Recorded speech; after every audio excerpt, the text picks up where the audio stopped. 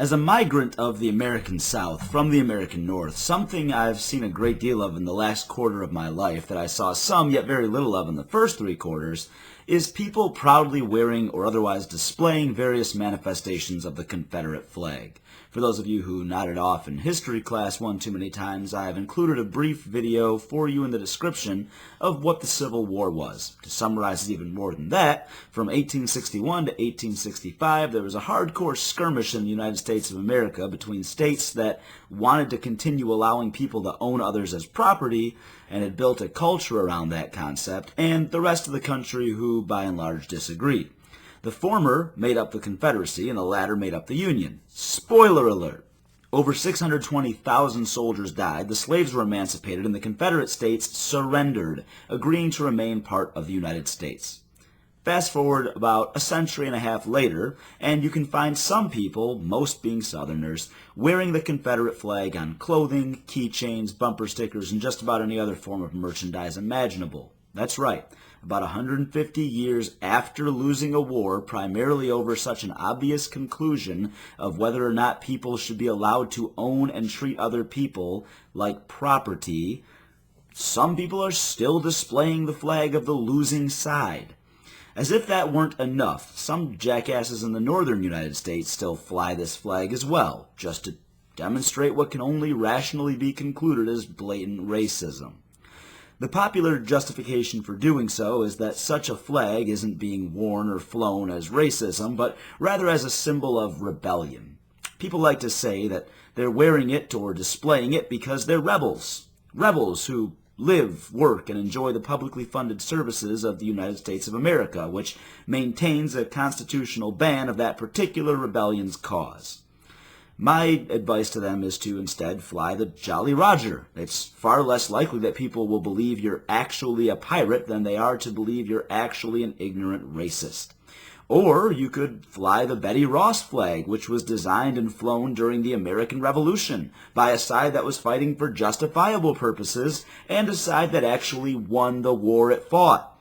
They were rebels and revolutionaries, so why not fly or wear that one? Oh, you'd rather sport the flag that represents the side willing to fight to the death for the right to own black people as property. Costs hundreds of thousands of human lives over it and eventually lost. Yeah, good choice. Let me point out some of the specific words that accompany these memes and bumper stickers because they allow us to respond to the person's actual position clearly displayed, not just a symbol for it. Respect and honor my heritage, and I'll respect and honor yours.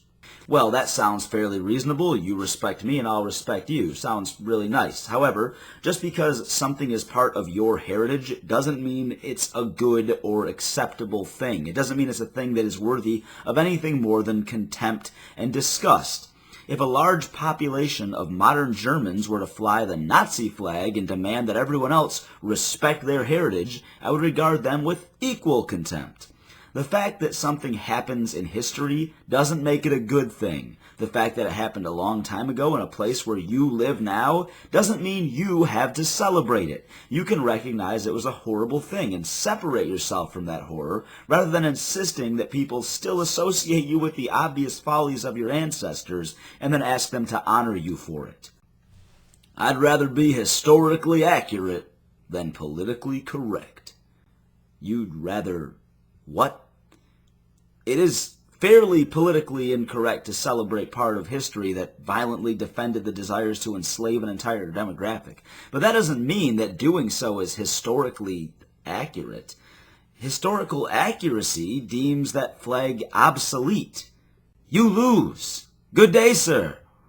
If you don't respect and honor this, you are free to leave. So if I don't respect and honor the symbol of a long-defeated faction that no longer exists, I'm free to leave the country that defeated that faction and whose constitutional agreement to crush what that faction stood for I'm in full agreement with?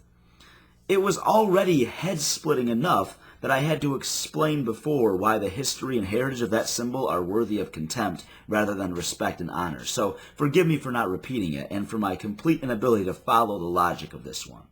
To be clear, I have no desire to see the Confederate flag outlawed. I have desire for people to be progressive enough to move past the stupidity of those who came generations before them.